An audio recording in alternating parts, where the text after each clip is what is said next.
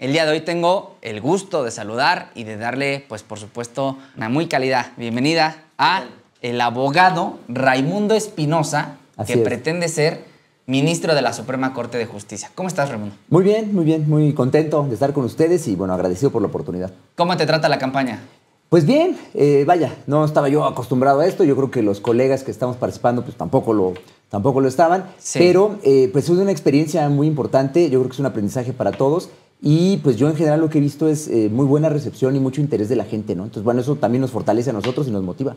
¿Tú qué estás haciendo ahora en campaña? ¿Estás bailando, cantando? ¿Qué haces? No, yo eso hay otros espacios donde se hace. Las campañas son algo más serio y no me parece correcto que se banalice, pues un proceso histórico como este, ¿no? No, más bien a mí lo que me interesa es subir el nivel de la discusión y he mantenido todas mis intervenciones en ese tono, ¿no? Tratando de argumentar qué es lo que hace falta, qué es lo positivo de la reforma y qué es lo que hace falta, qué es lo que habría que hacer. Y por un lado. Y por el otro, pues también yo he estado pues regresando a comunidades y espacios donde yo ya había trabajado antes, había tenido la oportunidad de trabajar antes, pues para agradecer a la gente porque de alguna manera el reconocimiento que significa participar como candidato, pues no es solamente un trabajo personal únicamente mío, sino es también pues un trabajo colectivo, pues de muchas comunidades que me permitieron acompañarlas durante muchos años en la Asamblea de Afectados Ambientales y en la Red en Defensa del Maíz. Ese es el trabajo que he estado haciendo. Y a ver, cuéntanos, ¿qué has hecho? ¿Qué has hecho en tu trayectoria profesional? Claro, mira, bueno, pues yo en principio trabajaba asuntos de derecho laboral, derecho colectivo, después me especialicé en derecho constitucional y bueno, en temas de control de la constitucionalidad, que es la competencia específica que tiene la Suprema Corte de Justicia, por ejemplo, ¿no? Son esos temas. Pero realmente mi reconciliación con el mundo del derecho pues vino hasta que me acerqué de alguna manera fortuita pues a conflictos socioambientales, a conflictos que tenían que ver con despojos y saqueo de recursos naturales, de territorios, ¿no? De comunidades indígenas, agrarias, incluso problemáticas de colectivos urbanos. Y ahí fue que pues me acerqué con la Asamblea Nacional de Afectados Ambientales, la Red en Defensa del Maíz, y lo que era una reunión donde yo iba a escuchar nada más, pues se convirtieron en 10 años de trabajo en comunidades, ¿no? En territorios, y bueno, así fue que recorrí y conocí el país. Abogado, es muy interesante lo que dices. Creo que no he escuchado a ningún candidato que tenga una experiencia en temas medioambientales. Por ejemplo, te pongo un tema sobre la mesa. ¿Qué hacer con el derecho humano al acceso al agua? Está en la Constitución, pero luego parece que no hay capacidad de cumplir ese derecho. Pues mira, no solo que no haya capacidad de cumplir el derecho, lo que no hay es agua, porque pues el agua en México lamentablemente pasan dos cosas. Una, se privatiza y lo que nos venden es el plástico, los embotellados donde meten el agua, las empresas que tienen las concesiones en los pozos, manantiales, etcétera, y es muy lamentable porque es nuestra propia agua y luego nos la revenden ya metida en plásticos, ¿no? Por un lado. Y por el otro, pues la gran contaminación que hay de nuestros ríos. Los ríos de México es uno de los países con la mayor cantidad de ríos contaminados en el mundo. Tiene uno de los casos más graves. No es el de Sonora, que es muy grave. No es el de Atoyac, que es muy grave. No, el caso más grave en México, el segundo río más contaminado del mundo, después de uno que está en Turquía, es el caso del río Santiago. Ándale. Yo tuve pues la fortuna de trabajar tanto en el río Santiago como con los compañeros en el río Atoyac, los compañeros de Fray Julián, y en el caso del río Santiago con los compañeros de ahí del municipio, ¿no? Del Salto Jalisco, la organización de un salto de vida. Y conozco muy bien pues cuál es el problema, ¿no? La contaminación, porque por un lado se vierte ahí pues todos los tóxicos y elementos químicos que tiran los corredores industriales, desde Lerma hasta el corredor que está ahí en Guadalajara, pues eso es el río Santiago, más todas las aguas negras que también vienen desde Toluca y luego se mezclan con la zona metropolitana. Pues son ríos que no se pueden salvar, ¿no? La verdad es que es muy complicado hacerlo. Y tenemos además pues una dinámica también pues de saqueo de recursos, en este caso los recursos hídricos, pues para grandes empresas, no solamente las embotelladoras a las que me referí, sino un montón más de empresas que requieren grandes cantidades de agua. Por eso es que, pues cuando se va a hacer realidad el derecho humano al agua que está en la Constitución, es muy difícil. Tenemos que hacer cambios muy importantes en las dinámicas económicas y metabólicas de nuestro país para lograrlo. Qué interesante, y se me pone la piel chinita porque el público sabe que uno de los temas que más me gustan, que más me apasionan, es por supuesto la defensa del medio ambiente. Claro. Y pues fíjate, hay un caso particular. Estamos hablando con el candidato a ministro de la Suprema Corte de Justicia de la Nación, Raimundo Espinosa. Raimundo, el Congreso lleva años en desacato, no se ha podido aprobar la Ley General de Aguas, una ley que abroga la ley actual que ha sido criticada por el presidente López Obrador, que ha sido criticada por la presidenta Claudia Sheinbaum, sobre que esta ley, la ley, si no me recuerdo, nacional de aguas, sí, es la que está vigente, sí. solo sirve para, pues, vender, comprar el agua. La Ley General de Aguas es una solución integral para el problema que tenemos en el país en la materia, o cuál, desde tu punto de vista como experto, ahora me queda claro, pues sería el inicio de mitigar los efectos de la falta de agua. Mira, la Ley Nacional de Aguas, que es la que está ahorita vigente, pues es una de esas leyes que se generaron durante el neoliberalismo, precisamente durante las negociaciones y entrada en vigor del Telecán en los 90. De ahí que esté basada, pues más bien en pensar el agua como una mercancía y no como un derecho. Frente a eso, pues la propuesta de una Ley General de Aguas, por supuesto que es un paso hacia adelante. El problema es que pues no podemos nosotros ser ingenuos y hacer fetichismo legal. El problema del agua en nuestro país no es un problema que se arregle con leyes. Por más de buenas declaraciones e intenciones que haya en las normas, no se arregla así. Es la economía y hay que cambiar la economía de nuestro país, hay que cambiar la infraestructura, hay que generar desarrollo tecnológico que nos permita tener pues otro tipo de capacidades para no estar contaminando ni requiriendo tanta agua. El problema es mucho más profundo, no se arregla con un cambio en las leyes. Y ojo, porque pues las propuestas más recientes lo que tratan de hacer pues es incluso separar lo que es el agua pues para el consumo de las personas de a pie, del agua para el consumo de las grandes industrias. El derecho humano al agua quedaría reducido a lo que las personas requerimos, pero las grandes cantidades de agua disponibles en el país serían para las empresas. Eso es muy peligroso, es un debate que está abierto y es muy importante que sigamos luchando por ello. Te dicen en el chat, Mónica Fortiz, así es Raimundo Espinosa Hernández, número 42 de la boleta morada. Anita Lupita Banda dice, Raimundo Espinosa, mi candidato ya en mi lista. Y te preguntan también porque, por otro lado, hay otro contraste, donde si hay agua, pues hay quien no quiere repartirlo. Hay quien dice, Claro. Esta es mi agua, ya no doy. Claro, pero es que eso sucede por la situación de escasez que se está generando. Cuando los bienes son escasos y sigue habiendo mucha demanda sobre ellos, pues quien lo tiene, pues no lo va a querer soltar. Sí. Esas son las guerras del agua y no sucede en México, sucede en el mundo. Las siguientes guerras mundiales serán por recursos naturales, básicamente por agua. Estimado Raimundo Espinosa, preguntarte qué hacer con la corrupción en el Poder Judicial, porque estamos cansados de ver a jueces que pues implementan sabadazos, liberan particularmente a criminales de cuello blanco y bueno, la reforma pretende mitigar, esta elección judicial pretende mitigar el nepotismo, ¿no? Quitando Claro. al hijo, al primo, al tío desde los cargos jurisdiccionales, pero la corrupción es un cáncer que se tiene que ir quitando poco a poco. ¿Tú qué vas a hacer como ministro? Mira, es muy importante, yo creo que hay que recuperar la credibilidad en las instituciones de impartición de justicia, ¿no? Ajá. El combate a la corrupción es muy importante.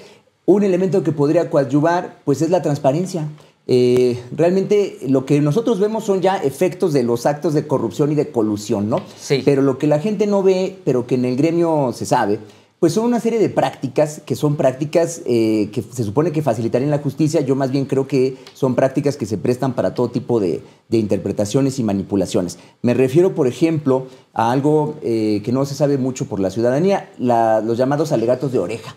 Son reuniones que tienen los equipos de los ministros, jueces, magistrados o los propios titulares con alguna de las partes en los juicios y lo reciben, argumentan, no hay claridad respecto de qué es lo que se discute en ese tipo de reuniones, pero lo que sí sabe es que tienen lugar y además incluso se les presentan proyectos de sentencia a los propios jueces por una de las partes. Yo creo que ahí es donde se ha despertado muchas suspicacias. Para eliminar eso, pues me parece a mí fundamental que se transparente cuáles son las agendas de las reuniones en estas dinámicas de trabajo, que son dinámicas cotidianas de trabajo en un juzgado, que se transparenten cuáles son esas reuniones y no, si no se van a transmitir en vivo, no digo eso, pero sí podrían compartir cuáles son las minutas, cuáles son los temas, los puntos que se vieron, si hubo acuerdos o no, porque de esa manera podríamos quitar pues estos otros elementos en donde las partes intentan presionar o intentan alegar fuera del proceso formal a su favor con los operadores judiciales.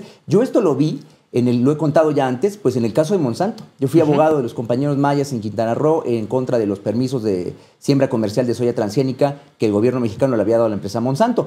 Cuando pasamos eso, pues a mí me quedó clarísimo. La empresa Monsanto sí se había reunido con los ministros, a nosotros nunca nos recibieron.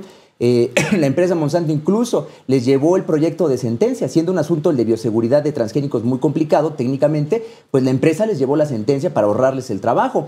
Y ellos sí tuvieron oportunidad de hacer estos alegatos de oreja. Incluso cuando nos encontramos ya en la audiencia donde se iba a aprobar el acuerdo de la sentencia, pues yo recuerdo muy bien que ellos trataron de llevarme aparte de la gente que iba en representación de la comunidad para que pudiésemos negociar. Finalmente no pasó, porque con los derechos de la gente no se negocia, ¿no? Pero son prácticas que suceden. Yo creo que hay que transparentar todo esto y mira, se va a eliminar como por arte de magia todas estas pues dinámicas negativas que hay en los poderes judiciales. Tremendo lo que nos compartes. Sí. Sin duda es un gusto conocer a un perfil tan dedicado para con los temas medioambientales, pero también porque dedicarse al tema medioambiental es también estar muy cerca de las comunidades. Es normalmente las comunidades indígenas originarias las que cuidan el medio ambiente. Preguntarte ahora, perdón que me salga de la política medioambiental, vamos a la política dura. ¿Qué opinas de Norma Piña? Bueno, mira, yo creo que es un personaje, ¿no? Ya es como una caricatura. Y yo creo que ella representa como personaje, como esa caricatura que ella misma se volvió, pues ella representa un pasado que se resiste a retirarse de la historia, ¿no? Lo que pasa es que, bueno, pues la historia no se detiene, ella no parece como desubicada, como que no está viendo cuáles son las transformaciones en el país, está completamente fuera de lugar porque quiere que se mantenga algo, se resiste a que haya esa transformación, quiere que se mantenga algo que ya no cabe en la sociedad mexicana y ella, pues caricaturescamente lo viene representando, ¿no? Cada berrinche y cada actuación irracional, pues lo único que hace es expresar pues la crisis, lo que yo llamo, pues la crisis de la cultura jurídica neoliberal en México, la crisis del gremio, de la crisis de la comunidad jurídica mexicana, porque no solamente es ella, eso lo piensan miles de abogadas y abogados que forman parte de la comunidad jurídica nacional. Solo por eso se explica la manera en la que reaccionaron cuando por fin se propuso y se empezó a consolidar la reforma judicial. Gente comprometida con la democracia, sí, de dientes para afuera, pero que cuando llega el momento histórico de que el pueblo de México pueda avanzar y consolidar realmente la democratización de un espacio público que había estado cerrado por décadas para el pueblo, pues resulta que no les gusta la democracia, porque ahora hay que tenerle miedo al pueblo, porque el pueblo se puede exceder. Eso es pura hipocresía, pero no solo es Norma Piña, es una cuestión estructural y es un problema del gremio que tiene que ver con la formación conservadora y reaccionaria de las abogadas y de los abogados en nuestro país. Híjole, qué fuerte crítica acabas de hacer, no solo de Norma Piña, sino del gremio en general. Claro, ella representa eso. Bueno, yo quiero preguntarte en ese tenor, en ese orden de ideas, ¿tú para qué quieres ser ministro? Ya te lo había hecho, pero me refiero a ¿cuál es tu principal compromiso con la gente? Porque todos tienen varias propuestas de campaña, que transparencia, que justicia abierta y tribunales de puertas abiertas, pero ¿cuál es el principal compromiso de Raimundo Espinosa, candidato a ministro de la Suprema Corte de Justicia de la Nación, para con la gente? Pues mira, es el mismo compromiso que yo he tenido desde que participé en mi primera actuación en política, que fue la huelga del 99 en la UNAM, y yo desde ahí para acá he tenido el mismo compromiso y lo he llevado donde me ha tocado estar, siendo litigante en comunidades, asesorando organizaciones internacionales en la ONU o siendo servidor público en el CONACYT, ¿no? Cuando me tocó serlo. Y ese compromiso pues es con la justicia social, es con los derechos colectivos, con los llamados DESCA, derechos económicos, sociales, culturales, ambientales, es con la tradición, la mejor tradición del constitucionalismo mexicano, que es la tradición del constitucionalismo social. No es una cuestión ideológica, no es una cuestión de preferencias políticas, para nada. Es un mandato constitucional, la defensa de la soberanía nacional, la reivindicación del interés público nacional, la defensa de los contenidos sociales, que son derechos colectivos, están ya en la Constitución. ¿Qué fue lo que pasó? Que no los aplicó esta corte neoliberal que se está despidiendo y las que estuvieron antes, la conformación que tuvo antes, pues no aplicaban estos artículos que ya estaban ahí. No se trata de crear nada nuevo, se trata de aplicar la Constitución, que ya de por sí dice eso en un montón de artículos. El 39, el tercero, el 27, el 123, el cuarto y muchos más, incluido el segundo. Hay que aplicar la Constitución de un Estado social de derecho, que es nuestro Estado. Híjole, ojalá, abogado, hubieran más perfiles así, pues, que le saben, que están comprometidos, que tienen un tema. Yo insisto, el tema cuidar el medio ambiente es cuidar a los que menos tienen, es cuidar a nuestra gente. Abogado, preguntarte, si alguien de las personas que nos ve y que nos escucha quisiera votar por ti el 1 de junio, ¿qué tiene que hacer? Bueno, pues lo primero es hay que familiarizarse muy bien con la boleta. El formato de boleta cambió, no es al que estamos acostumbrados en otras elecciones. Hay que conocerlo, hay que perderle el miedo, hay que saber con precisión cómo es que hay que votar en los recuadros punteados que vienen en la parte intermedia, es donde se tiene que poner el número del candidato que la gente prefiera. En mi caso, bueno, pues yo aparezco con mi nombre, Raimundo Espinosa Hernández, el número 42 en la boleta morada. Habría que poner los 2 dígitos, el 4 de un lado y el 2 del lado derecho, el número 42, que es el que me corresponde a mí. Abogado, bueno, pues ahí les aparece en su pantalla, déjamelo un ratito ahí, querido Tomás, les aparece en pantalla, por supuesto, ahí le aparece en pantalla, el número 42, la boleta, y bueno, si usted quiere votar por una persona comprometida con el medio ambiente, de hecho, y no de palabras, ¿no? Sí, claro. Pues aquí tienen una gran opción. Abogado, le voy a robar 2 minutitos más porque veo que trae un par de libros. Sí, ¿De qué van? Pues mira, yo además de mi trayectoria profesional como litigante y también en el servicio público, pues tengo una carrera pues académica, ¿no? Tuve la oportunidad de estudiar Derecho, especializarme en varias cosas de Derecho, hasta el doctorado, pero también estudié Ciencia Política y Filosofía. Ándale. Y bueno, te traje pues algunos obsequios. Este es uno de los tomos que salieron precisamente cuando los tribunales no nos escuchaban en México. Nosotros trajimos una iniciativa, el Tribunal Permanente de los Pueblos, que es un tribunal ético internacional, lo trajimos a México. Este es uno de los documentos que dan testimonio de una de las audiencias, que es la que tiene que ver con represión de movimientos sociales, ¿no? Entonces, bueno, ¿Ese libro, tú lo escribiste, abogado? Yo participo, yo fui asesor de todo el proceso. Es un libro que recoge testimonios que se presentaron en la audiencia. Yo fui asesor durante los diferentes momentos de la audiencia, ¿no? Entonces es un libro colectivo, no es mi libro, es un libro colectivo, ¿no? Donde yo participo. Estos 2 libros, pues sí son de mi autoría. Y bueno, yo tengo una posición muy crítica respecto del estudio del derecho, la manera en la que se entiende el derecho y lo que habría que hacer con el derecho, ¿no? Entonces, bueno, tengo algunos libros, estos son 2 de ellos. Este es sobre la relación entre derecho y tecnología, precisamente criticando lo que yo llamo el fetichismo jurídico tecnoinformático y la forma en la que se deshumaniza el derecho y pues yo lo conceptualizo bajo la idea de la maquinización del derecho, ¿no? Sobre todo tiene sentido para quienes están proponiendo utilizar inteligencia artificial para resolver controversias que le tocan al Poder Judicial.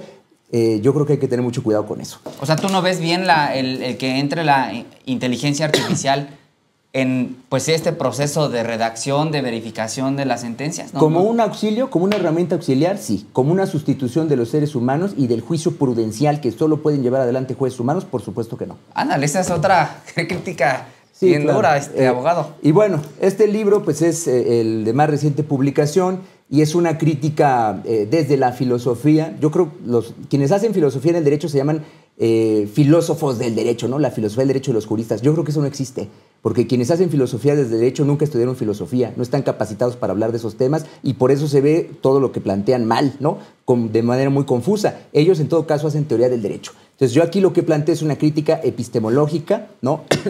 A la manera en la que se construye ese discurso, que es un discurso que además se vuelve conservador. Si se quiere saber qué es lo que está de fondo en la discusión sobre la reforma judicial y cómo piensan los abogados y los jueces, pues este es un libro que escribí para desentrañar ese problema. Híjole, pues qué interesante, abogado, te agradezco mucho, los vamos a leer con mucho pues detenimiento. Fíjate que ahora que pones estos libros sobre la mesa, te lo agradezco mucho. ¿Cómo no? No podría dejarte ir sin preguntarte, porque hay que ser muy claros con esto. ¿Cuál es tu opinión ahora en términos de lo que se ha hecho en esto que se ha denominado cuarta transformación en materia ambiental? Primero el presidente López Obrador con Sembrando Vida, luego la presidenta Sheinbaum que lanzó, hablabas de los ríos más contaminados, uno de los más contaminados en el mundo está en México, pero la presidenta justo ya lanzó toda una jornada para limpiar más de 50 cuerpos de agua, entre ellos arrancaron en el Atoyac, allá en Tlaxcala. ¿No? ¿Qué opinión tienes? Mira, a ver, aquí habría que tener presente lo que pasó en México durante los últimos 40 años. Sí. ¿No? El neoliberalismo. México se ofrece al mundo con 2 ventajas comparativas para la firma del Tratado de Libre Comercio. La sobreexplotación de la fuerza de trabajo de las y los mexicanos, salarios pobres, precarios y además condiciones pues, muy malas para llevarlo adelante, ¿no? Pero por otro lado lo que ofreció pues, fue precisamente desregulación ambiental, que las empresas pudiesen venir a instalarse en México, saquear los recursos del país y además contaminar y permanecer impunes. Esas fueron las ofertas que hizo México y se cumplieron. Y 35 años después, 40 años después, pues estamos viendo cuáles son las consecuencias. Ahora, las medidas que se están tomando junto con reformas constitucionales que estamos viendo no es más que la manera en la que por fin gobiernos de izquierda, conscientes del problema, pues están tratando de atender, de remediar y de echar para atrás pues todas esas políticas neoliberales que también se volvieron leyes neoliberales. De eso es de lo que se trata. El significado profundo de los gobiernos de la Cuarta Transformación es esa reivindicación del constitucionalismo social mexicano, pero ahora también con responsabilidad ambiental, porque esas son las consecuencias del libre comercio por más de 40 años. Es muy agradecido con el abogado Raimundo Espinosa. Agradecerte mucho que hayas venido hoy a Subjetivo en Vivo. Pues bueno, ahí lo tienes. Si buscan un ministro especialista en temas ambientales, pues aquí hay una gran opción. Mi querido abogado, muchísimo gusto. Al contrario, el gusto es mío y muchas gracias por la oportunidad. Hombre, y gracias a ustedes que se quedan totalmente en vivo y en directo. Vamos a despedir a nuestro invitado y ya regresamos.